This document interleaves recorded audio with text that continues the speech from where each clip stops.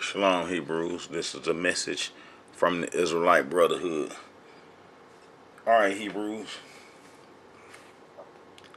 And then basically, this is also for the whole world. It'll be a good thing if we Israelites that understand what's going on can some kind of way can wake other Hebrews up, and then how we can show that the people who are claiming an Israelite heritage that's been accepted as the Israelites for over 2,500 years, 3,000 years, almost 3,000 years, how that they are not the Israelites, and how that the Sephardi and the Ashkenazi people are not the continuation of the Israelites' covenant or Tanakh history, and how everybody got to start waking up, and how we got to start showing the world how that the Ashkenazi and the Sephardi people are not the continuation of the covenant or the Israelites' heritage, and how that the true Israelites abandon their heritage to those groups.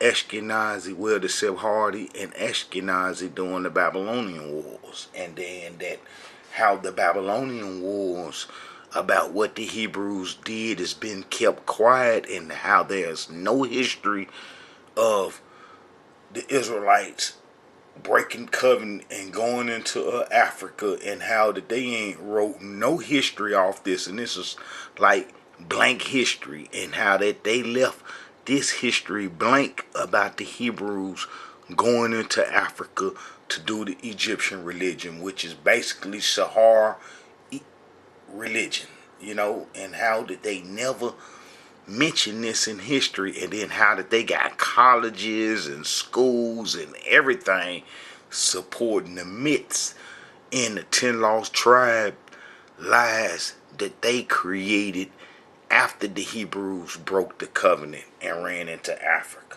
It's like it's some real slick stuff going on in history, and we dealing with some crafty people. And then what basically make them crafty is that they had like a 4,000 year head start on establishing governments. I say governments with an S, and how that they been in control of Western civilization and are the founders of it. The Sephardi groups, and in the Sephardi name is Sephardim, and they're from Sepher, from Babylon, and how that they are responsible for the whole Babylonians' history in archives of its gods, Marduk, Aniki, Nabu, you name it. They responsible for all this history and all the cuneiform texts that was wrote back then that they are finding now, that they are responsible for the translations of it. And we Hebrews abandon our heritage to some real serious people.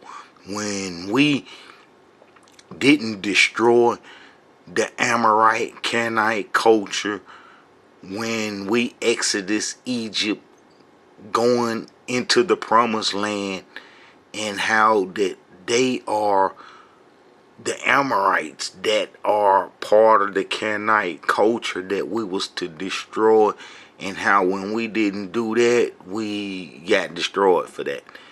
But these people got the whole world, the Sephardis and Ashkenazi got the whole world thinking that they are the Israelites, and that they are the continuation of the covenant, and how that's false, because you don't see the curses on them, the punishment that the Creator, who they supposed to believe in, if they are the Israelites, and how that them people don't have none of the curses on them, and how the covenant was broken during the Babylonian wars, and how that these people don't have none of the curses on them, and how the world don't know that the true Israelites ran into Africa during the Babylonian wars, and how it was never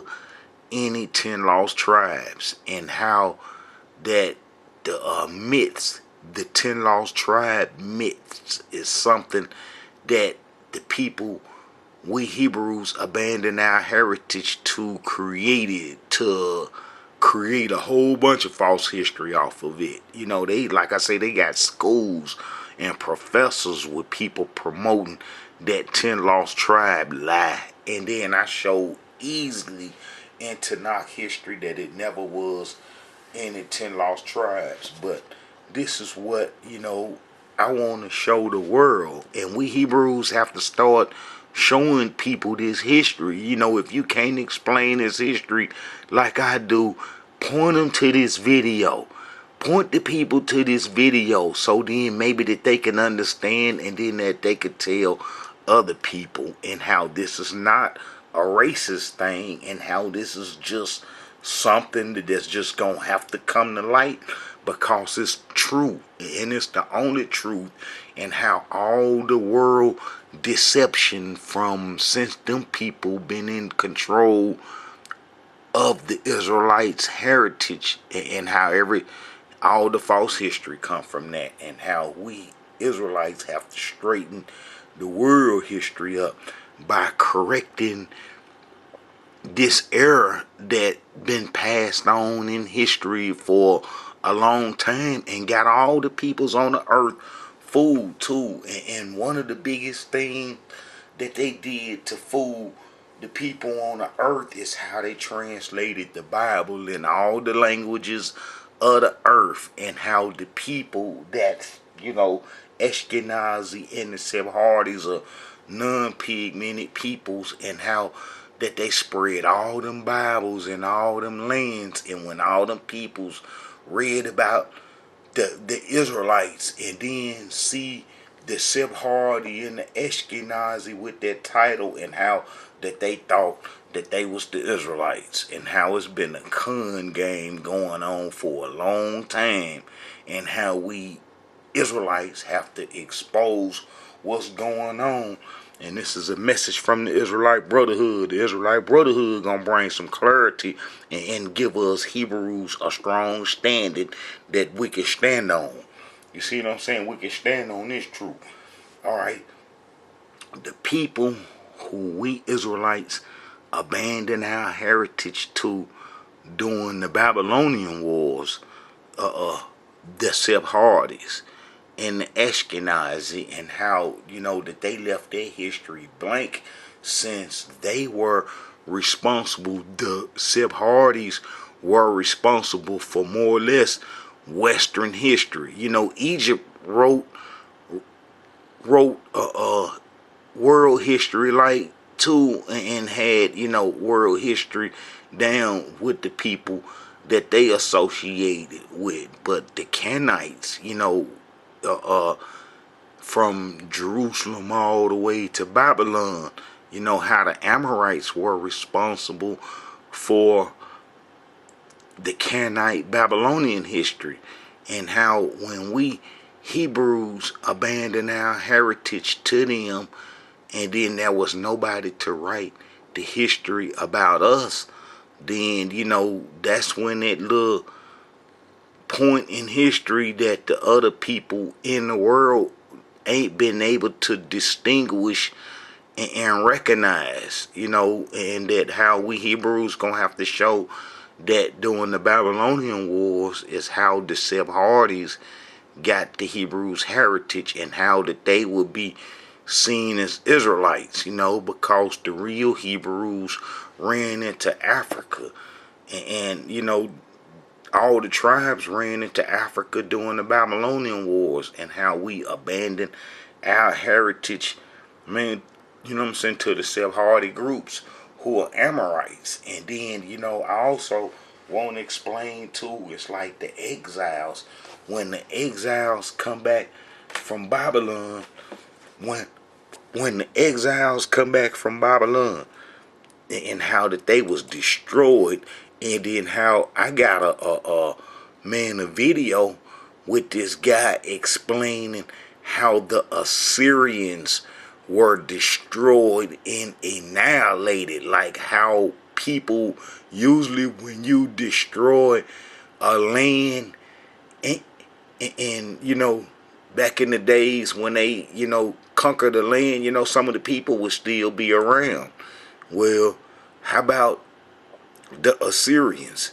They was wiped off the face of the earth, what the historians show, and how that they was annihilated, ethnic cleanse, and how, you know, I'm showing that that's what happened to the exiles when they come back from Babylon, and then that's how the people that was in the land when the exiles come home from Babylon, and while we was in Africa, the 99%, I'm showing that the exiles were destroyed, were annihilated, but without a trace, that they vanished in a 98-year span, and that the people who settled in our land are the ones who annihilated the Assyrians.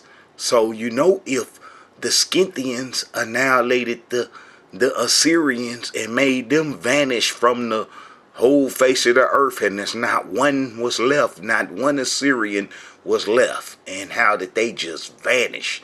And then how did the people who made them vanish settled in our land with the exiles? And then I showed that the exiles vanished too, and that they didn't make it to the Greek times, and how that the Ptolemies and the Lichamas start claiming the Israelite heritage along with a whole host of other people.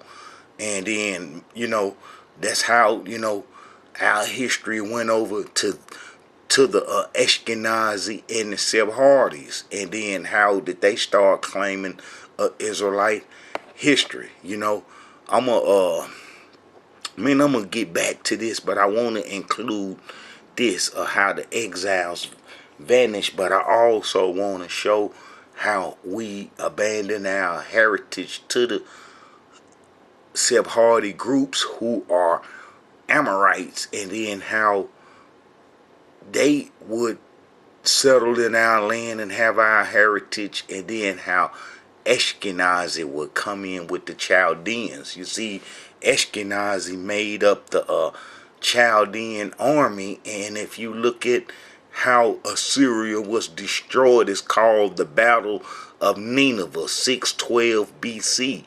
And them folks will tell you the historians and archaeologists going back to 1884 all the way to 2013, they've been digging in the Assyrian Empire, and how they have, you know, that them folks vanished, and that how that they was wiped off the face of the earth.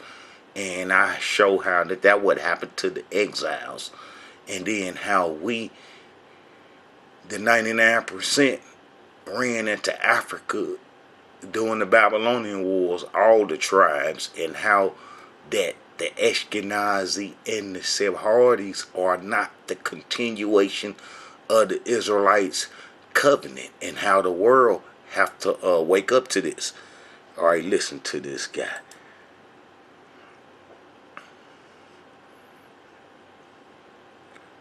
Let's see. Nevertheless, the verse of Asherman. All right, let's see.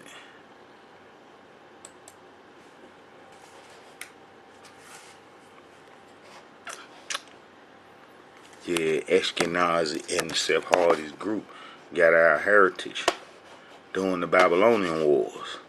And then during the Babylonian wars, it is when we ran into Africa, but when the our other people, the exiles come back from Babylon and was knocked off. Eduard Meyer, a German historian, wrote in 1884, translation, "It was a huge catastrophe. Not only an empire perished that had dominated the whole Near East lately, the whole people that had been the scare and the scourge of all people over centuries You're talking about the Syrian Empire. More thoroughly, a people has never been annihilated as were the Assyrians. Sidney Smith wrote in 1925, some 40 years later, quote, "The disappearance of Asobani in 631 caused the political weakness. Some scholars see an increasing inability in acting of the king caused by dependency from divination. It was..." Man, this junk is crazy. This can pretty be going to sleep. But anyway, what this guy is explaining is how the Assyrian Empire was destroyed, and then how that they disappeared, and how it was an annihilation of the Assyrian Empire.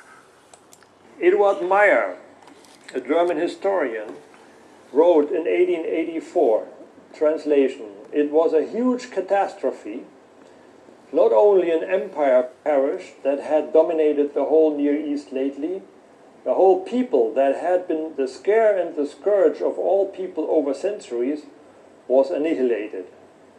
More thoroughly, a people has never been annihilated as were the Assyrians." They was the first one to be annihilated. Sidney Smith wrote all of them was wiped off the face of the 40 earth. years later, quote, "The disappearance of the Assyrian people will always remain a unique and striking phenomenon in ancient history. Other similar kingdoms and empires have indeed passed away, but the people have lived on." See, but the people lived on. Did y'all hear what he said? That the other civilizations, when they was conquered, that the people lived on and stayed around, but they civilization, like the government and everything, was took away from them. Well, the Assyrians vanished. They killed every last single one of them. They got rid of the Assyrians, the whole empire. And it's like I show in other videos, how the Assyrians let them Scythians and them folks, Ashkenazi, kick it into Syria from the beginning. You know, back in the 1300 BC, 9 and 10 BC, how they was letting the Assyrians in. The Assyrians was letting them folks in from the Caucasus Mountain and educating them and stuff, and how they got deep, and then how Assyria tried to get them out and tried to come get us to help them, but we couldn't help them because we was on Egyptian religion, and how Ashkenazi destroyed them. And this is what this guy is telling you, because Ashkenazi, under the name Scythian, made up the Chaldean army. They had took Chaldea over, and when the Creator sent for them to get us up off the land, them the people that we was dealing with, and them people can shoot arrows, arrows on horses, shoot arrows and shoot bird eyes out and stuff, and then how that they would capture you and kill you, and then cut your body parts off, and then make bones out of it, and put your bones on their horses and ride around with them and stuff. And how that they did that to the Assyrians, and then they did that to the exiles that come back from Babylon. See, you Hebrews don't know what's going on, but the Israelite Brotherhood gonna show how people what's going on, and then how that those other Hebrews and them other organizations are using Jewish myths that can't help us, and those myths come from our enemies and so forth. Listen. "No other land seems to have been sacked and pillaged so completely as was Assyria." That sounds very much like Eduard Meyer. Some 70 years later, in 1995, Amélie Court wrote, quote, "The sudden disappearance of the Assyrian Empire, which seemed impregnable and solid, is a phenomenon as yet poorly understood.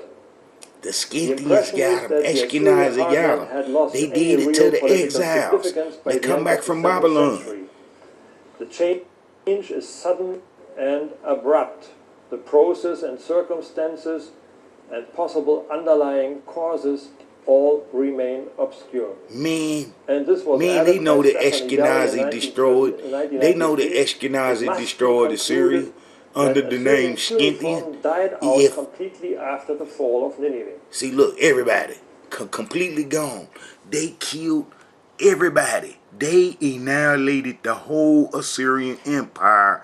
And then, you know, that would happen to the exiles when they come back from Babylon. And then that would make the people think that it's a continuation with the Jewish history on over into the exiles, and how I got videos showing how the Tobiats are the Maccabees and the Hasmoneans, and how that they were Amorites, and how that them people got our heritage, and how that they was in the temple and so forth. I got a whole bunch of videos covering all this history, all which counterways, and I ain't the most eloquent person, but the history that I'm showing you, you're not going to get from these other organizations, and that you only going to get this history right now from the Israelite Brotherhood to them other Hebrews. Wake up. All right, Hebrews, I want to show that the people that we abandon our heritage to are not the continuation of the Israelites' covenant, and how that we Hebrews abandon our heritage to some Babylonian scribes, the Sephardis, that's been responsible for Babylon's history and its God's history and so forth, and how that they responsible for the whole Western civilization. You know, these people right here, the Amorites, the Ashkenazi, and how that they civilization went all the way to Babylon, and how the Babylonians are the are Amorites. You know, Babylon. Let me get this and show this also, and then I'm gonna start showing some some other history, and then I'm gonna show you how we abandon our heritage to these people, and how that they tricked the whole world. You know, that's like when they made them Bibles, all them Bibles in all them different languages, and 77 different languages, and how that they made all them Bibles, and how all the people in the world think that the Ashkenazi and the Sephardis are the real Israelites. You know, people don't know the Kun game been played on them. You know what I'm saying? And that a Kun game been played on them. All right, that's an image of two Nubians, and that's an image of a Philistine and an Amorite, and then them the Amorite and the Hittite, all them with no pigmentation. They gonna be mixed with the fallen angelic beings who the Creator took away their pigmentation, and who had made it with Cain, and then how they people would live underground in Turkey, and in the Caucasus Mountain, and in the Zagros in the mountains, and how they lived in the caves in the mountains, and mostly underground. You know, I got a video showing how that them people lived underground, hundreds of thousands of them, with no pigmentation, and how that them people would kick it into Syria, and then how Syria let them in to get some education, and then how they turned on Assyria and destroyed Assyria till what none left. You see what happened to the natives when they came here to America, what happened to them, and what happened to all the people wherever they go. And then them the people that can make your whole culture extinct are the people that the Creator told to come to our land and get us up off the land when we couldn't stop doing the Egyptian religion. And then how them people was already there as Amorites, and how we had even spared some of them that tricked us, the Gadites. You know, I got videos going into how the Gadites tricked us, and then how all them would be the Nethinims. You know, those are the people that we didn't destroy, that we made servants of the temple, and then how that they hung around the temple, and then when we was driven out the land, how that they would still be there and be connected to the Amorites and so forth, because they was Amorites already. And then how we didn't destroy them, and how they got our heritage, and how the whole world is fooled and think that they are the Israelites. And the reason that they think that they are the Israelites is because during the Babylonian wars, we couldn't record covenant history. We couldn't record covenant history, and we didn't have no prophets going into Africa with us to record us doing the Queen of Heaven religion after we broke the covenant. And then it's like I want to show Hebrews that if these people, the Sephardis and the Ashkenazi, supposed to be Hebrew Israelites, then and they supposed to be the continuation of the Israelites, then where is they curses? Because the Tanakh showed that the Hebrews broke the covenant during the Babylonian wars. And then, I showed that the exiles from Babylon was destroyed, that little 1%. So where them people curses at? They should let the world know that they are not the Hebrews if you have any biblical sense. And it was outlined that if the Hebrews broke the covenant, that they will be driven out the promised land and that they will go into slavery and lose their heritage and have a heritage identical to the people that they call the Negroes, the blacks, the African Americans, who have a history that's identical to the curses that Prophet Moses spoke about when the covenant would be broken. But look, the Amorites, the Amorites, the first furious kings, the furious Amorites and the first kings of the Babylonian Empire, and they'll tell you their history. They ain't scared to tell you their history, but the history that they won't tell you is that during the Assyrian times, that how it was some Sephardims from Sipper. You see Sipper right here. So the Sephardims from Sipper, they was placed in Samaria. The people from here are the Sephardims, and they was placed in Samaria in 722 BC while the Hebrews were on Egyptian African religion, and how that those people stayed there, and how that they was the scribes for Babylon's history, for Babylon's God's history, and how that when we Hebrews ran into Africa to live, that we left them people our heritage, and how that those people didn't write about it, that they didn't go broadcasting to the world that the Hebrews ran into Africa and we got their history now. No, they didn't do that. And they was real quiet about that. And that, because that they was trying to do our heritage. They came to the Passover dinner under King Hezekiah. So they was familiar with our heritage after being placed there in 722 BC, and how they came to the Passover dinner 5 years later, around about 715 BC under King Hezekiah, and how that they would, start doing our heritage and so forth. And it wasn't no big thing for us to have strangers in the land trying to do the covenant. As I could show in history, how King David had that non-pigmented Hittite Urijah put on the front line and killed and so forth. But how he, Urijah believed in the Creator, and the Creator was mad at King David for having Urijah, that non-pigmented person, killed, and he was a believer, had him killed by a non-believer and so forth. And how the Creator killed, King David firstborn son for that, because that non-pigmented person, Urijah, the Hittite, believed in the Creator. All right, the Amorites from Sipper, from Sephardim, we abandoned our heritage to them.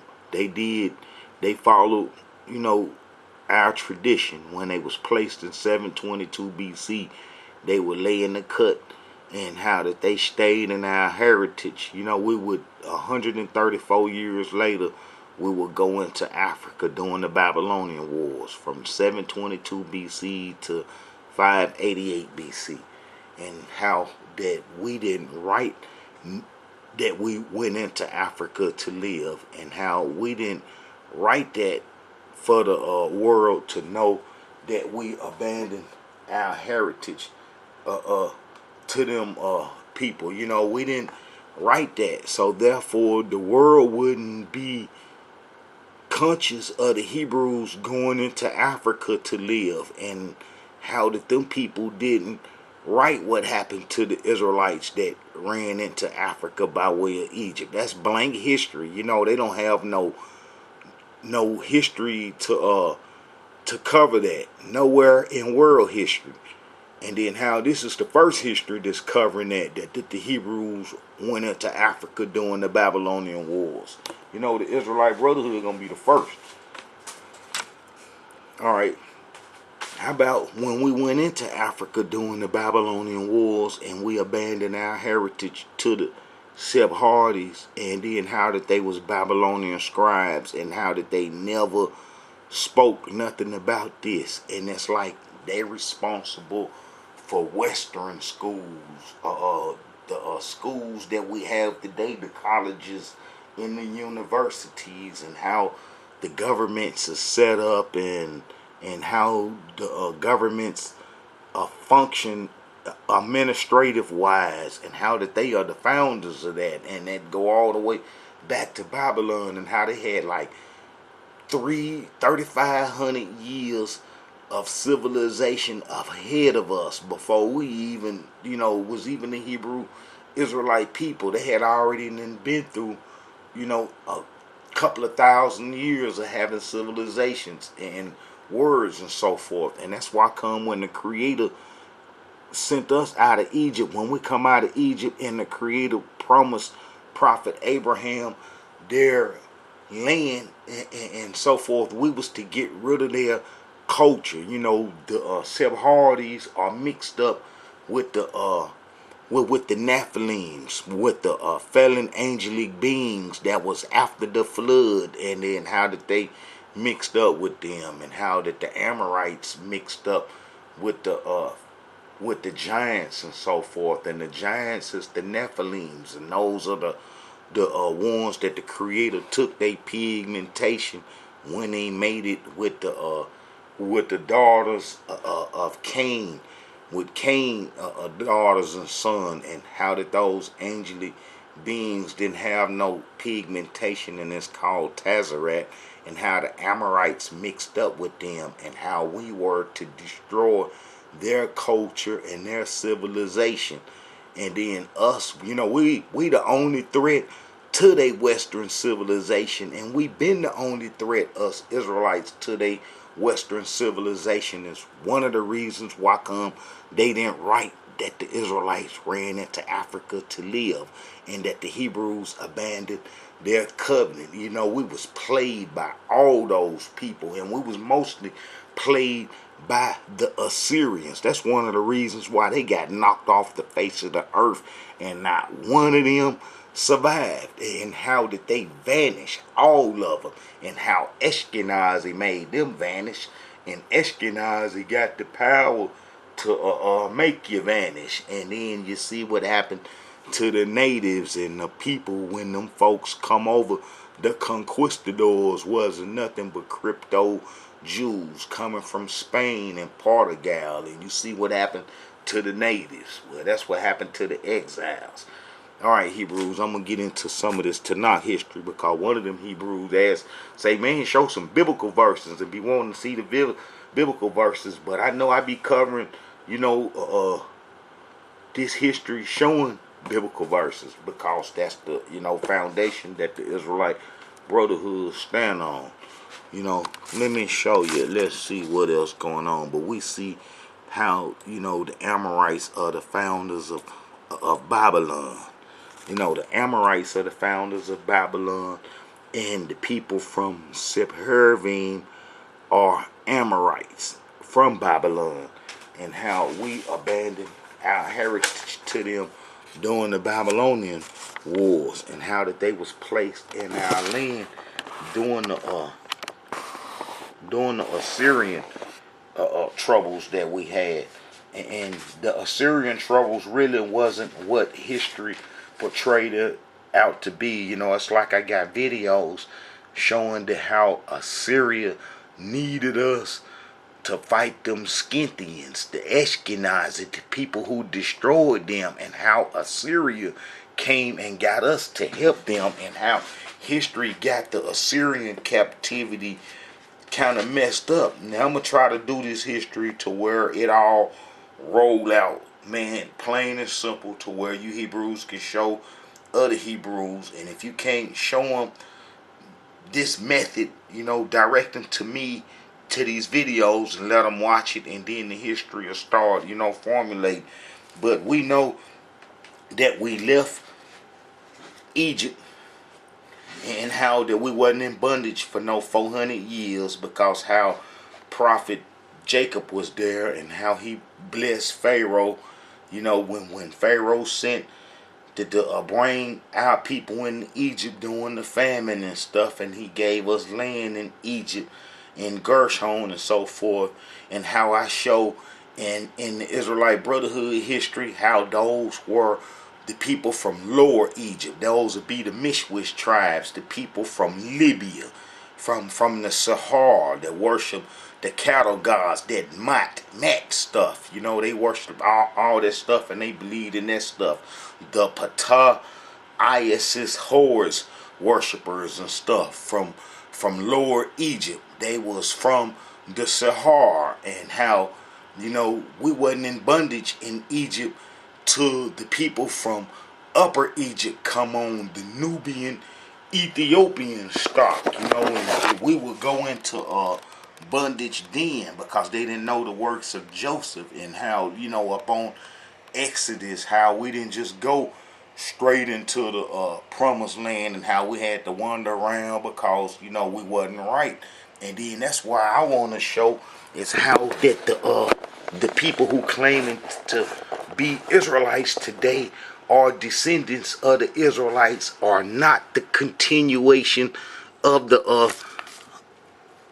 Israelites, because the Israelites broke covenant, and breaking covenant, it was stipulated and outlined that the Hebrews would go into a captivity and would have the hardest time on the face of this earth, and how the enemies would constantly be just dogging them out and taking them down through there, and how that they would go through the most horrendous atrocities on the face of this earth that ain't never been described to the humans, and how that they treated us during the people from the transatlantic slave trade, how they treated us worse than animals, and how that they would have more respect for an animal and show more love for a dog than they do, for the people from the transatlantic slave trade, and how that we just been tormented day and night by these folks, and how that all those are biblical curses, and it was prophesied by prophet Moses that if the covenant was broken by the Israelites, and that that the curses would fall on them, and how they would be taken to Egypt in ships. I mean, I'm talking about Egypt in ships, and I show in history how the Hebrews ran to Egypt, and how it was no problem getting to Egypt. No problem getting to Egypt, and that the Hebrews ran to Egypt. But this Egypt that the Creator said he was sending the Israelites to in ships was none other than the transatlantic slave trade. And then I show how that they got all the Egyptians symbols and symbolism here, and how that this country is fond of Egyptian monuments, and one of the most evilest monument that's here in America is gonna be the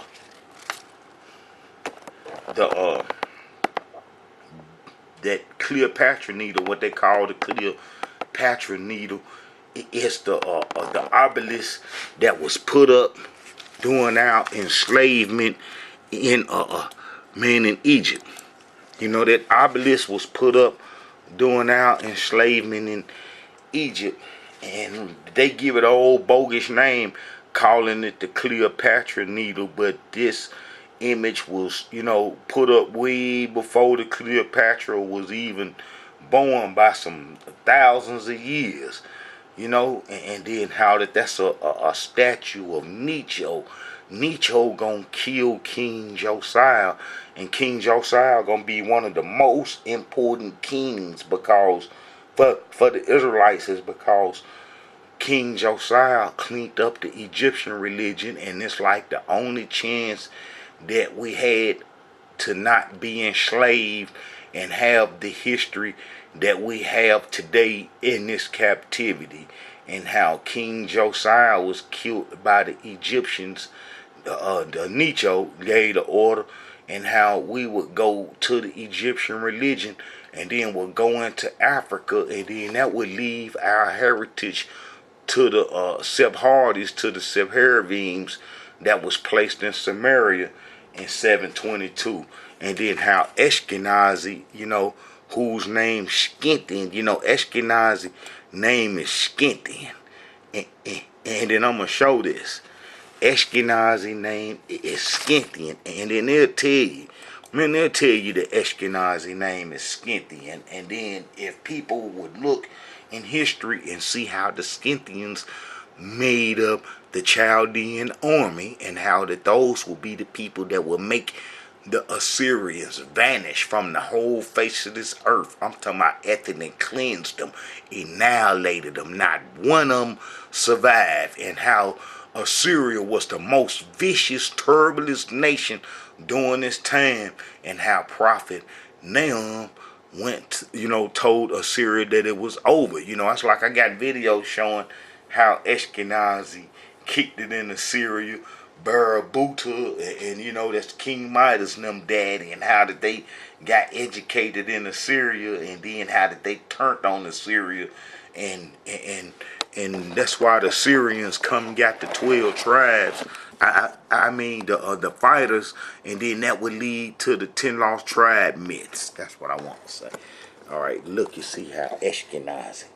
Look, Ashkenazi. They gonna tell you Ashkenazi is the first son of Gomer, a Japhetic patriarch in the Table of Nations. And the kingdom of Ashkenazi was first associated with the Scythian region. They gonna tell you that Ashkenazi is associated with the Scythians. Look, the origins of Ashkenazi. Look, see, Paul tells us in his book, such and such, such and such ages, to find the world's first prophet, that the Hebrew word Ashkenazi originally meant a Scythian.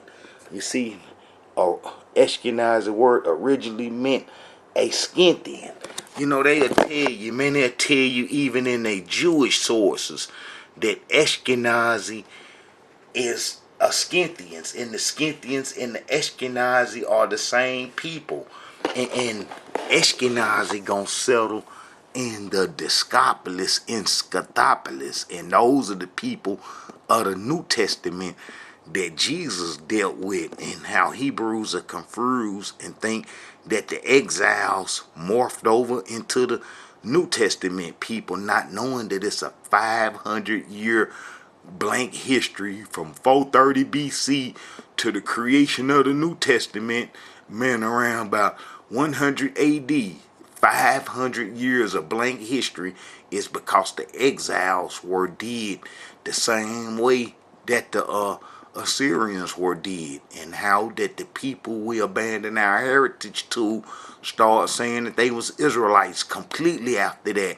And then they created all those organizations. Like I say, the Sephardis are Babylonian scribes. They love to create institutions and schools and so forth. And when they created those Christian organizations, and then they start making them Bibles, and then they made Bibles in every language and sent them out into all parts of the world. And then how that the whole world thought that the Ashkenazi and the Sephardis were the Israelites. And then that's how they thought that the Israelite heritage continued on down to them, and how that they are Israelites when it's false.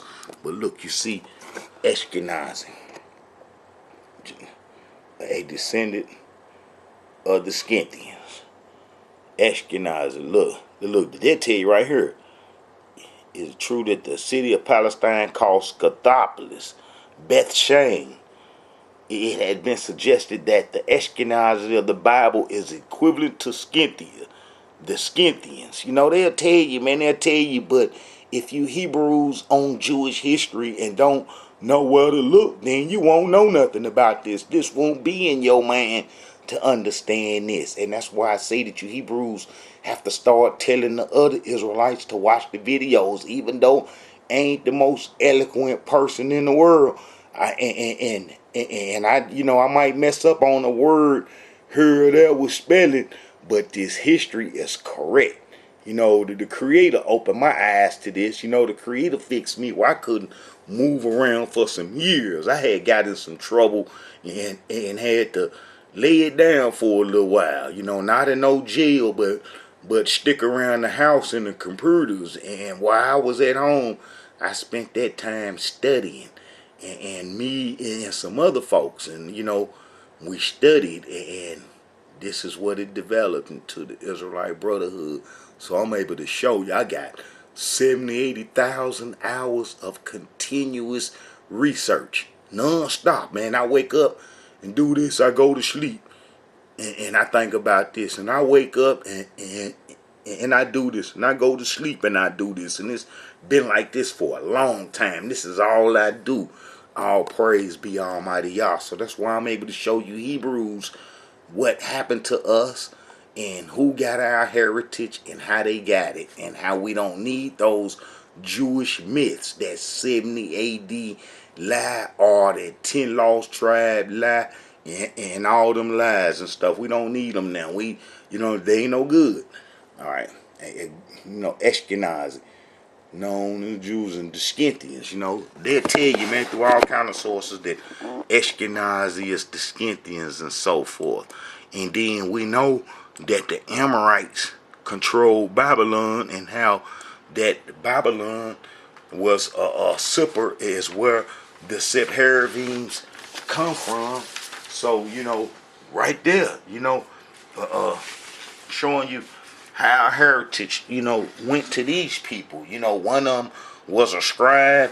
One of them was a scribe and can cover the other, the history up, and the other one can get rid of the evidence, the people. And then that's how our heritage got in them people's hand. You know, one of them can write and cover it up and send your man in another direction, and then the other one can get rid of the evidence. And then that's what's been happening, and that's how the world think that the Jewish people are the continuation of the covenant, the Israelites' covenant in Tanakh history, biblical history, and that's wrong. You know, everybody got to wake up. And how about that? Like I say, when they passed all them Bibles out, into all them lands in all them languages. That's why China right now today say that you can't set no Christian church up in China, and how they don't want no Christians or none of that church stuff there, because, you know, that stuff kind of, you know, try to make the Jews, put them in a position like they the Creator's chosen people and so forth, and how China ain't going for that trick. And that's how China is being able to be one of the strongest nations on the face of this earth, because they ain't let the Christians and the Jewish people set their con game up. And how Russia and all those other nations then failed to it, and how they weak because they have a Christian population that worship the Jews, and they look at the Jews as the chosen people. And then that's how them people able to stay in control. You know, that's like over here in America.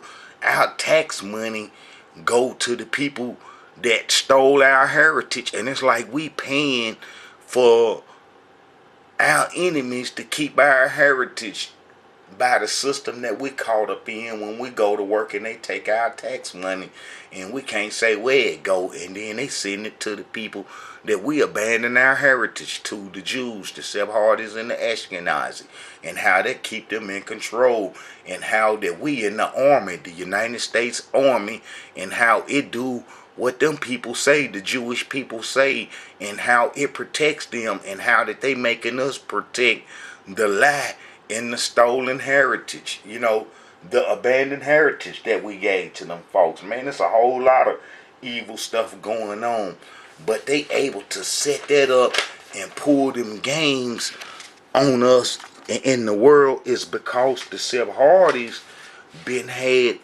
civilization for thousands of years before anybody, and it's like the Creator gave them a civilization and a covenant, as can be seen with Melchizedek being the priest of Jerusalem. But how when Prophet Abraham came into the picture, that he knew that it was over, but Melchizedek was an Amorite priest, and he was the last of the good ones, and how that the rest of the Amorites were corrupted by the Nephilims, the fallen angelic beings that was in Babylon, and how that they was mixed in with them, and the Hittites represent that, and then how that those people got our heritage, and how that they was wicked, and how all the culture that you see going on, the wickedness, the gay, the lesbian, and the animal husbandry, and all kind of stuff, and all that wicked abomination come from the Canaanite culture, because once they had mixed with those Nephilims, they had became anti-creator, and how did they hate Almighty Yah and hate his people, and that's what we represent, and we represent their destruction, and that's one of the reasons why they didn't write what happened to the Israelites that ran into Africa, because we represent their destruction. It's like I've been talking a whole lot about this. Let's get into these scriptures now. We know that during Exodus that we left the promised land, and then we left Egypt going into the promised land, and how the little difficulties that we had, and then how Prophet Moses set the curses out, and then how if the covenant was broken, then the Israelites should have a heritage like the curses, and how that those people who call themselves Jews, the Ashkenazi and the Sephardis, don't have a heritage like the curses, like the covenant being broken calls for. And I can show throughout biblical history that the Creator said that the covenant was broken. He even told Prophet Moses before the covenant was broke that we Hebrews would break the covenant. You see what I'm saying? So therefore, if the Creator say that the covenant would be broken, and I can show that the covenant was broken, and then that the Hebrews ran into Africa, then the people who's claiming the Israelite heritage is not the continuation of the covenant that was broken, or the Tanakh history, and how the world has been fooled. But this is more important to the Israelite understanding this, because once we get an understanding and we reject the lies and the myths, then the rest of the world automatically follow what we doing. You can see that in our culture today. Now, even though they got the people following up behind us in a wicked state of mind, it's gonna flip on them, and it's gonna be right, and how they gonna have to follow us in the covenant state of mind. Just like how did they got the people following through the Bible, and how everybody look at the Jews as being the Israelites. Well, that's gonna backfire, and that they got the Bible, and now they gonna see that the Jews are not the Israelites, and that we people from the transatlantic slave trade are the true Israelites. Now you see how the Creator can work that and change that around. What our enemies did, we're gonna change everything around that our enemy has done to us. And it's like they're trying to make the name Israel bad, but us Hebrew Israelites gonna make the name Israelite good, in the end. Alright, check this out. Now this is what the Creator said, and this is how you know that the people are not the continuation of the Israelite heritage. Look, and the Elohim said unto Moses, Behold, thou shalt sleep with thy fathers, and this people will rise up and go a horn after the gods of the strangers of the land, whether they go to be among them, and will forsake me and break my covenant which I have made with them. Then my anger shall be kindled against them in that day, and I will forsake them, and I will hide my face from them, and they shall be devoured, and many evils and troubles shall befall them, so that they shall say in that day, are not all these evils come upon us, because our Yah is not among us? Okay, Ashkenazi and the Sephardis are not in that situation, and they ain't said that now time, and they been a victorious people. They control the whole Western civilization, banking system, and capitalism, and how did they control the armies and the whole United States Army, and got nuclear bombs and got power. Well, the covenant was broken during the Babylonian wars, almost 3,500 years ago. Why these people ain't got no curses on them? Why they ain't been in slavery? Why they heritage ain't been blotted out? Why they heritage ain't showing to be like the curses that Prophet Moses say that the Hebrews will have when the covenant was broken? Simple. They ain't the Israelites. It's like people are confused because they think that the Jewish people are the continuation of the Israelite heritage and covenant, and then that's false. It's false because, the covenant was broken during the Babylonian wars, and the whole Israelite nation ran into Africa, but yet these people ain't got no curses on them. As I showed it, the Creator said that the covenant would be broken, and Prophet Moses said the same thing. That was Deuteronomy 31. For the Hebrews, that was chapter 31 and verse 16, 17. That the Creator said that we'll break the covenant. And now Deuteronomy 31, 29. This is Prophet Moses saying, for I know that after my death ye will utterly corrupt yourselves, and turn aside from the way which I have commanded you, and evil will befall you in the latter days, because ye will do evil in the sight of the Elohim, to provoke him to anger through the works of your hands. Moses spoke all that to all us, you know what I'm saying? And then he even made a song, and then, the Creator went on and, to tell us, Moses made that song and so forth, and then telling us how we will mess up and how the Creator be vicious and be come at us terribly, and how we wouldn't be able to survive, and how we would be driven off the land, and how we would be a curse among the nations. And it's a known fact that our enemies have treated us just like animals, below animals. It's like a dog, man. A dog, they show more respect and love to a dog than they do the people of the transatlantic slave trade, and they have more love for an animal than they do from the people from the transatlantic slave trade. We got history of what they just done dogged us out over here, and how from the Jim Crow days all the way up, and how they tricked us during the civil rights days. How they tricked Martin Luther King when they seen that we was getting a little wealth from under their direction, and them not being able to direct our values. It's like now if we get wealth and seek wealth, that they kind of like set the values of how you should seek wealth, or what wealth has come from. Well, we was getting it independent from them, and then they destroyed Black Wall Street, the one in Oklahoma, and man, a whole bunch of places and stuff. So that Martin Luther King and civil rights, they tricked us. So we've been getting beat down. They done hung us. The police stay shooting us and just doing all kind of mean, evil stuff to us. Well, all those was the curses, and Prophet Moses said that our enemies would be terrible to us.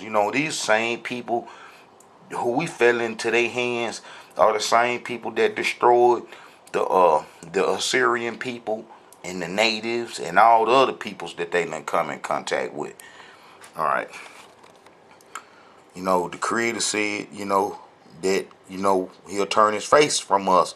Look, and he said, I will hide my face from them, and I will see what their end shall be. For they are a forward generation, children of whom is no faith.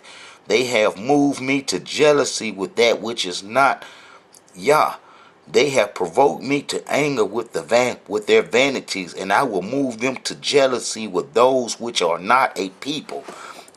I'm talking about our enemies, and that come from nothing, come from underground in the caves, underground, and have nothing. Wasn't even a people. And then how we broke the covenant, and then how they got our heritage, and then how that made them the most important people on the face of the earth. But they wouldn't have been nothing if we wouldn't have broke the covenant. Let me see. They have moved me to jealousy with that which is not Yah. They have provoked me to anger with their vanities, and I will move them to jealousy with those which are not a people. I will provoke them to anger with a foolish nation. For a fire is kindled in mine anger, and shall burn unto the lowest hell, and shall consume the earth with her increase, and set on fire the foundations of the mountains. I will heap mischief upon them. I will spin mine arrows upon them. They shall be burnt with hunger, devoured with burning heat, and with bitter destruction. I will also send upon them the teeth of beasts upon them, with the poison of serpents of apes, and those are our enemies, symbols, beasts, the eagle, the wild bird, wolves, and tigers and lions. That's all they national symbols and stuff, and they was beasts and snakes and so forth. They got all kind of snakes tied into their national emblems because they are the beast people that the Creator sent against us to torture us.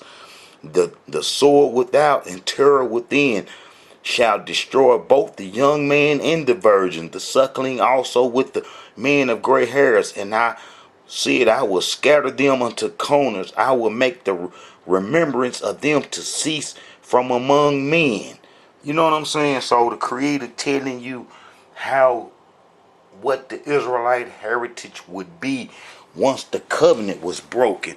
And we know that the covenant was broken during the Babylonian wars, and how that somebody should have a history like this. And guess what? The people from the transatlantic slave trade got a history identical to the curses of 28 of Deuteronomy. You know, I done went through all them curses before, and I'm sure, you know, all you Hebrews know about them curses. Alright, let's get into some more history. Alright, so we see, you know, the Creator said that the Hebrews will have a terrible time once the covenant was broken. Alright, so we know that we come out of Egypt. We was going into the land. That's going to be Exodus, Numbers, Leviticus, Deuteronomy. You know, that's like, you know, from 1446 to 1406. You know, when Prophet Moses passed away, and then Joshua come on, and how we was going into the promised land, and then how we got tricked by them Amorite tribes. They had party after party for us, and then, you know, they gods, worshiping they gods, the high places on the hills, they numbered the clubs, and how we was worshiping they gods, partying with them, and how we went into bondage after bondage after bondage after bondage. That's gonna be Judges. You know, Joshua, we stayed on point, and then when Joshua passed away, even though we slipped during Joshua time with the Nethinims, them Gadites who tricked us and made us think that they came from a far distance, and then when they didn't, and then how we made a pact with them with the Creator's name, and then didn't want to destroy them, and then how that they would be in the temple, and then how we let them stay in the temple, and how they stayed in the temple all the way up to the time and we was driven out, and how that they would get our heritage too.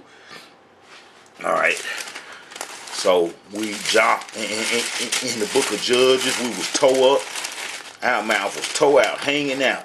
And then, you know, in Judges, it'll also show you how the tribe of Benjamin, our father Jacob, youngest son Benjamin, how his descendants got turned out from hanging with them Amorites, just like today how our people kicking it with them Amorites, and how that they had that free range mind that everything go, and everything is cool and how they don't have no morals or what's right and what's wrong, and how that they turned some of the Hebrews out today, turning them all into women and stuff, and turning them gay and so forth. And that's how they did with the tribe of Benjamin, and we almost destroyed the tribe of Benjamin.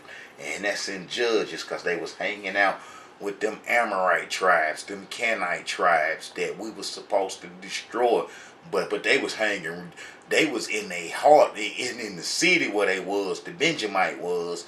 And then how that they almost got the tribe of Benjamin destroyed. And then how, we had to straighten that. But how them Amorite and they culture that we didn't destroy is here today. All the wickedness and evilness that's in the Western society can be traced back to them, and how all the wickedness and the evilness go back to the Amorite, Canaanite tribes that we didn't destroy. That's like on TV, the murders and killing, acting on TV is a sin, really, because they acting out sin that ain't happened, and then how it's suggesting you to be evil. That's like a lot of the wickedness and evilness that's known in the world today wouldn't be known if it wasn't for the acting and the TV, sending that evil, wicked message out to the world, and how one group of people been in control of the whole Western media, whether it's TV or radio. It don't make a difference, and we know who them people is. All right, so we know in Judges from 1375 BC to 1075 BC, when prophet Samuel come on, and how Samuel, we tried to do the law, and then under Saul we tried to do the law, and then under King David, we tried to do the law, and King David pushed a hard line, and we was doing the law. And then when his son Solomon come on, old wicked Solomon brought the whole kingdom down. The whole old wicked Solomon brought the whole Israelite kingdom down. If it wasn't for Solomon and his evil wickedness, and how he, got with them Egyptian women, them Amorite women, and them Canaanite women, and he brought the whole Israelite kingdom down. Because Jeroboam, who Solomon tried to kill, was from the tribe of Ephraim that was kin to the Egyptians. I got videos going into all this, and how the tribe of Ephraim was kin to the Egyptians, and how he was chased into Egypt, and then upon Solomon's death, how he come out with the golden calf, with that Ptah Ra Isis religion that, the golden calf symbolized. It's like what the cross is to all the branches of Christianity: Catholic, Baptist, Methodist, Protestant, and don't make a difference. The cross represent all of them. Where that golden calf represented that Ptah Ra Amon Isis god and stuff, and how we was on that stuff all the way from Solomon's death, when Jeroboam come out in 931 BC, all the way up to King Josiah cleaned it up 300 years later, and how the Egyptians would kill him, and then we would go back into we would be chased off the land into Africa, because the Egyptians put us on that Egyptian religion, and we would get chased out the land, and we would abandon our heritage to the Jews that didn't write what happened, and how that us running into Africa during the Babylonian War is the most kept secret on the whole face of the earth. There ain't nobody never wrote no books about, how they got all these books about the 10 lost tribes, and the 10 lost tribes over here, the 10 lost tribes over there. You can go buy 1,000 books on the 10 lost tribe, but you ain't finna find one book that the Hebrews went into Africa to live during the Babylonian Wars. You ain't finna find damn book. And them Jews ain't finna support damn book being published, man, about that back in the days. Now you can write it, because they got the world so confused and so messed up, and how the Jews think that they established with our heritage, because ain't nobody told the truth on what really happened and how that they thought that they were secure to now. You know, because the Israelite Brotherhood ain't going, and we ain't going. I ain't finna go. I ain't finna lay down and let them folks keep, you know, this falseness going on and keep Israelites blind to their true heritage and stuff. Somebody got to stand up. And them Hebrews just call themselves standing up, been standing up with Jewish history.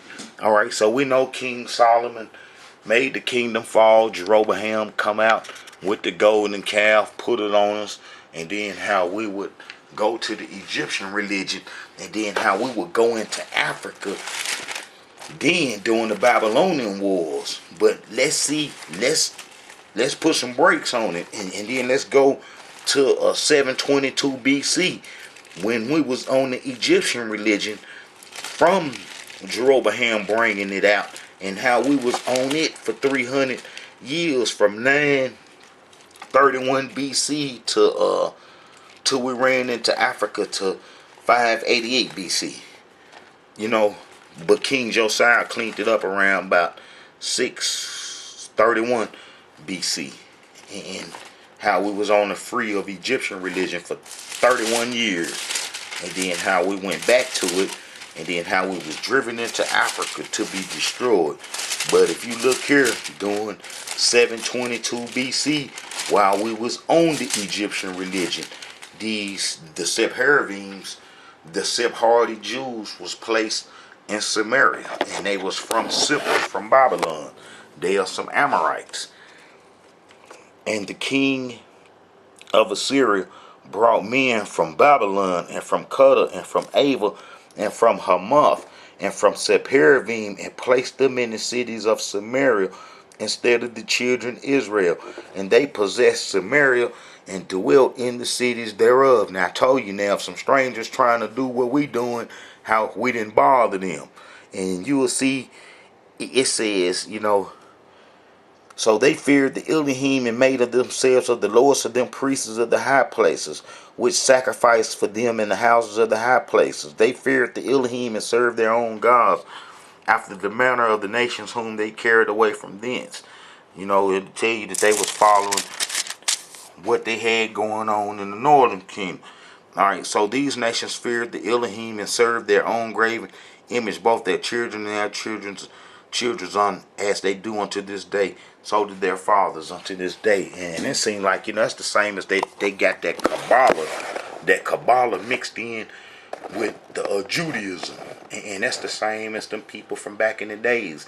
But you see how the Sephardim was placed in Samaria in 722 BC, and then when you get to 2 Kings 30, and then you'll see that all the tribes there, this is in 715 BC, after the Assyrian so-called captivity, and then how that them people would come to the Passover dinner. And then you'll see, if you read King Hezekiah chapter 2 Chronicles chapter 30, you'll see that all the tribes still home, and this is after the Assyrian captivity, and how all the tribes are still there, and how King Hezekiah sent the letter for everybody to come to Passover. And being that them Sephardims were in Samaria in the northern kingdom, and that, you know, King Hezekiah told everybody to come on. And then them folks came to the Passover dinner, so they will be doing our heritage.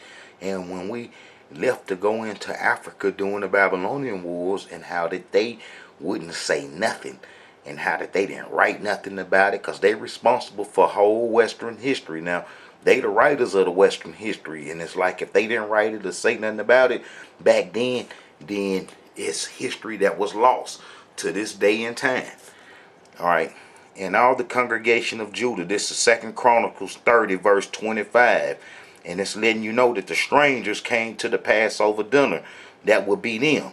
And all the strangers of Judah with the priests and the Levites, and all the congregation that come out of Israel, and the strangers that come out of the land of Israel that dwell in Judah rejoice. So those gonna be them Amorites, those Sephardis that we abandon our heritage to. You know, they would come to the Passover dinner, and they would be there all the way till we ran into Africa during the Babylonian Wars. Because like I say, King Josiah cleaned the Egyptian religion up, and then the Egyptians would kill him, and then we would go into Africa. And that's what the book of Jeremiah about. The whole book of Jeremiah is our last act on the promised land for the 99%. For the 99%. And that's all the tribes. As I show in the other videos, that all the tribes were still at home after the Babylonian wars.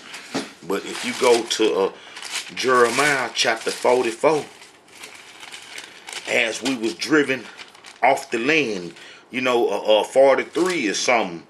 42 is something awful too, because it show you how we played with the Creator, which showed you that the Hebrews would have to have curses on them because of the stuff that we even did to the Creator, and how we played with them, and how it's impossible for them people that call themselves Jews, Ashkenazi or Sephardi, to be the real Israelites, because they don't have none of the hardships that the Israelites was promised for breaking covenant, And it's like, man, I tell you that that prophet Jeremiah, as we was going into Africa, because the Creator sent the Scythians, that's what the book of Nahum is about. It's telling you that them folks was coming. This is during the Babylonian wars. Ashkenazi would come, and I showed you that Ashkenazi were called Scythians, and how they settled in the Discopolis cities. They settled in the Discopolis cities, and how right now today they find in the arrowheads that Ashkenazi shot the whole promised land up with arrowheads that they find right now today. They find it right now today. It's folks walking out their house, walking out their door right now today, finding the arrowheads that Ashkenazi shot up almost 2,500 years ago, and then they still finding the arrowheads. Like I told you, the Ashkenazi are responsible for Assyria being destroyed and annihilated, all of them, and how it wasn't none of them left. And this is what I'm gonna tell you, that the Assyrians that were left came into Africa with us during the Sahara, when we left Egypt and went into the Sahara, because Nebuchadnezzar and them came and took Egypt over, and how they didn't deport nobody running into Africa to Babylon or nowhere, and how that's blank history, and how we Hebrews got on away from Egypt and then went into the Sahara, and then how we build pyramids and so forth in the Sahara. They got pyramids. Our first derogatory name is gonna be called Gramintian. They call us the Gramintians.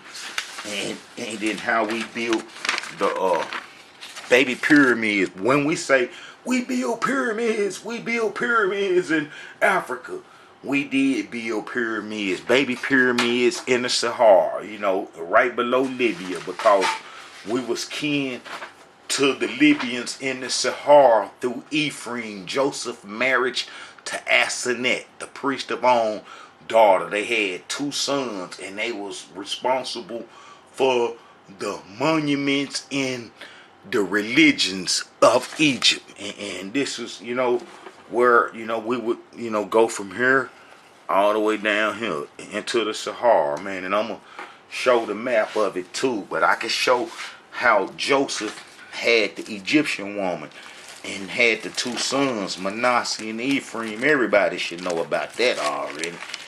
That's common history. Alright. That's common history. Let's see.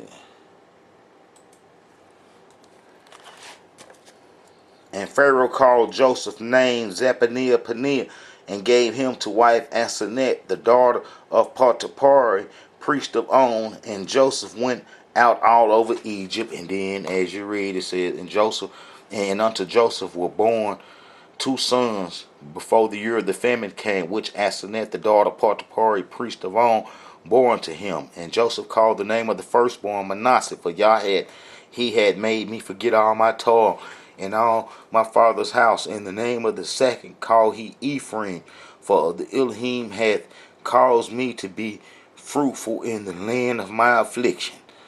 So Manasseh and Ephraim gonna be, Joseph's son by the Egyptian woman and so forth. And then how, the tribe of Ephraim we would have a connection with.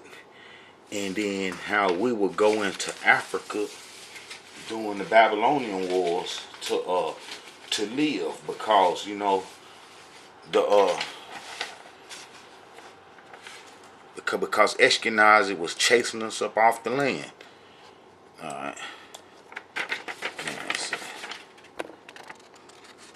Alright, so we know that the Sahara is the whole greater part of Egypt, you know what I'm saying? And that these boundaries that Egypt have today that they didn't have back in the ancient days, and how that the League of Nations divided Africa up, and then that's where you get those boundaries, you know what I'm saying, in Africa. But how the promised land ain't nowhere from Egypt, and then how we ran into Egypt during the Babylonian wars, and then went on into the Sahara, and how Joseph's sons was already kin to them. And then I'm gonna show you how the Assyrians was being annihilated, how it's possible that some of those Assyrians escaped with the escaped off into Africa with the tribe of Ephraim. The tribe of Ephraim probably helped save some of them Assyrians, because we seen some of that Assyrian technology in the Sahara, how they was digging water out the grounds, and then they say that some stuff from Assyria was found in the Sahara. Ephraim, this is Hosea 12. Ephraim feeded, Hosea chapter 12 verse 1. Hosea feedeth on wind and followed after the east wind. He daily increases lies and desolation, and they do make a covenant with the Assyrians, and all is carried into Egypt. So, some of the Egyptians gonna go into Africa with us in what's called the Saith history of Egypt. And prophet Isaiah even prophesies this happening and so forth. And then you can see this right here if you go to Isaiah 19, chapter 19, verse 23, 24 and 25. In that day there shall be a highway out of Egypt to Assyria, and the Assyrians shall come into Egypt, and the Egyptians into Assyria, and the Egyptians shall serve with the Assyrians. In that day shall Israel be the third with Egypt and with Assyria, even a blessing in the midst of the land, and whom the Elohim of hosts shall bless, saying, Blessed be Egypt, my people, and Assyria, the work of mine hands, and Israel, mine inheritance. So, and that's called the Saith history of Egypt. Prophet Isaiah prophesies that the Assyrians would, be kicking it with us and the Egyptians, and it come to pass in their last days. That's like I say, the Syrians was fighting for their life, because Ashkenazi was taking them down through there under the name Scythian, and how the Syrians would run to Egypt, invade Egypt. First they come snatching the fruit of us around 722 BC, and then they would come get the come grab some Egyptians. The Assyrians is the first to invade Egypt and so forth. And then I'm gonna show everybody that the tribes that the Assyrians need. And then when the Assyrians were destroyed, the Babylonians would come to us and get us, and then that would make us go into Africa. And then that's what the book of Jeremiah is about, because we wasn't on the covenant and we didn't have no protection, because we can't have no protection doing the Egyptian worship. So the Creator drove us off. Look, all right, so if you go to 1 Chronicles chapter 5, verse 18, the sons of Reuben, the Gadites, the half-tribe of Manasseh, valiant men able to bear buckler and sword, and to shoot with bow, skillful of war, 440,703 score that went out to war. All right, and then as you read over to 26. This First Chronicles 5:26. And the Yah of Israel stirred up the spirit of Paul of Assyria, king of Assyria, and the spirit of Tiglath, king of Assyria, and he carried them away, even the Reubenites, the Gadites, and the half tribe of Manasseh, and brought them to Holla, and to the river goes on unto this day. So that's gonna be the Syrians needing help real bad. As I showed it, the tribe of Ephraim had a covenant with them. We was friends with the Syrians, and that they wasn't mortal enemies like our enemies tried to portray in history.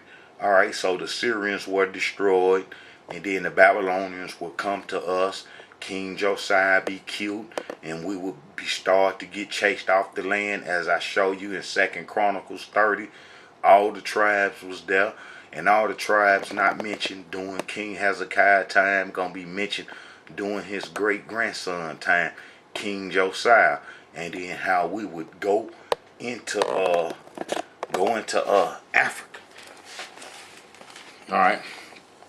So we see that. So, we will be going into Africa in the book of Jeremiah. And when you get to the 40s, it's the real good part.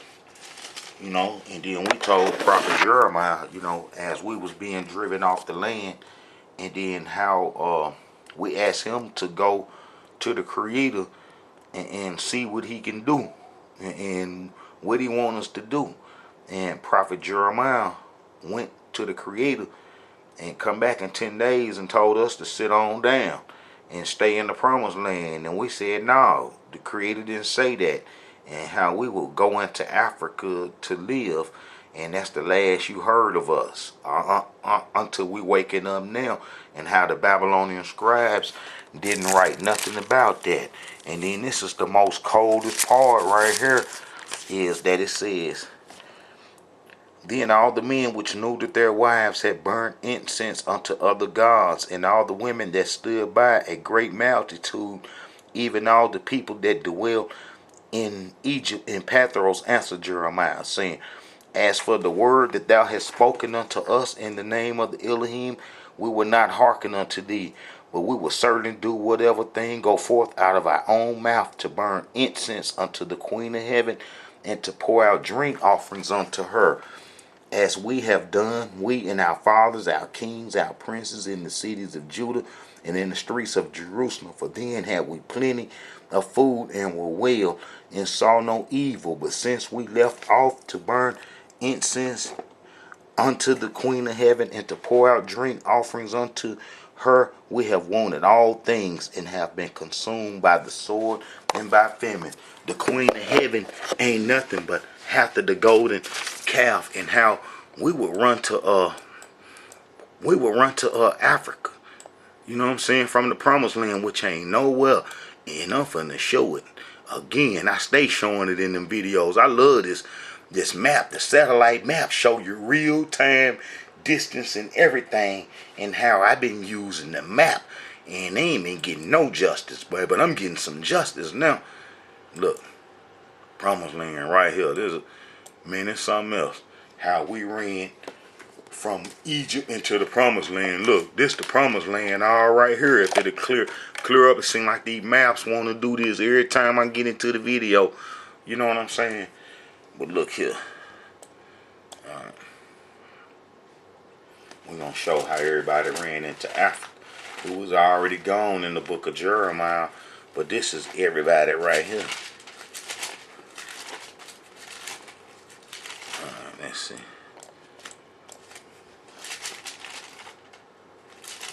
This man getting stuck.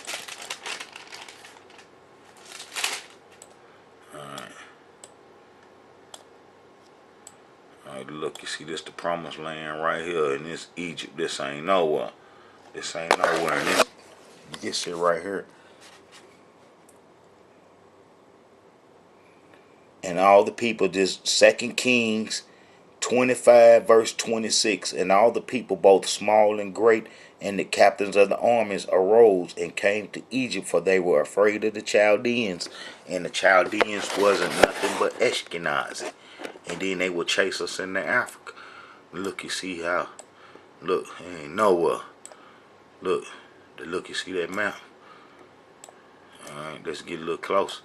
We would have ran this way. Look, it's the highway that we took right here. It's the highway that we took right here going on into Egypt. It's a trip looking at all this stuff now that, you know, we passed that and all this time done rolled by, but we still the Israelites. And ain't nothing gonna change that. Alright, look, right there go Egypt right there.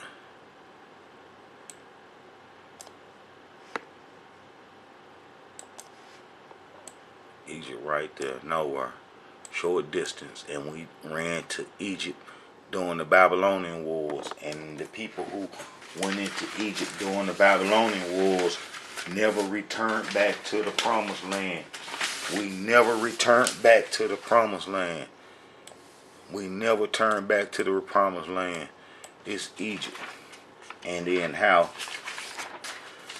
we went into Egypt to stay, and then from Egypt we will go into the other parts of Africa, into the Sahara. And then this is the Ezra and them, how we didn't come back out of Ezra when them Hebrews come back from Babylon.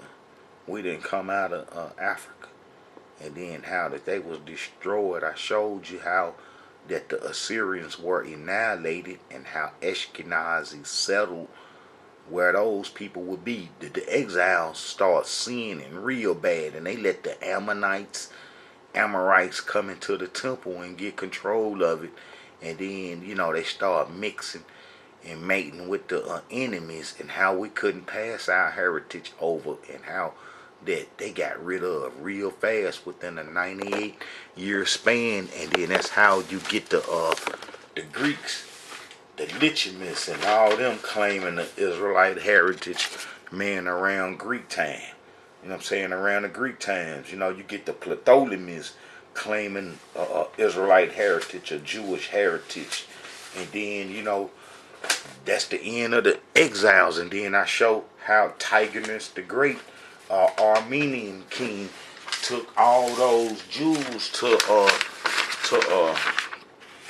Armenia, and how none of them was black. You know, Tigernus the Great took all those Jews to Armenia from Jerusalem, and then how none of them was black. None of them was black. So, you know, some went down, some went on, and then a whole lot of Jesus start popping up. And how we so crazy, we think that name Jesus is holy, and old Hispanic dude walking down the street named Jesus. And I seen Jesus walking down the street yesterday. You know, I seen Jesus serving a taco. Jesus served me a taco the other day. You know, we know that the Yahshua and so forth, how they translated all them names, and Yahshua means Yah is salvation. But during the Greek times, you're going to get all them Greek leaders, and some had to happen to the exiles.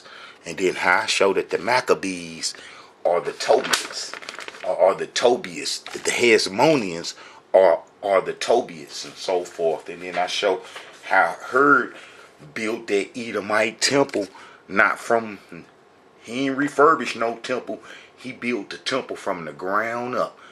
20 BC, he started collecting his materials, and it was in progress of being built to 70 AD when Ashkenazi had it destroyed.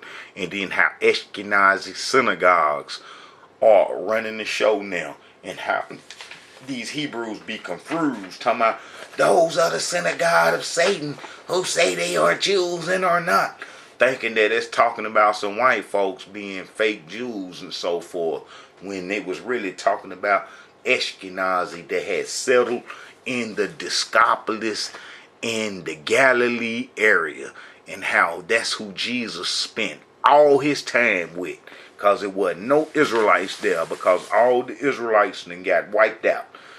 Alright, Hebrews, it's a lot of more images I want to show, but I think we kind of, you know what's going on. How that those folks is not the continuation of the Israelites. But look here, man, I love this map. That go the promised land. And then when they say we ran into Africa, man, it ain't no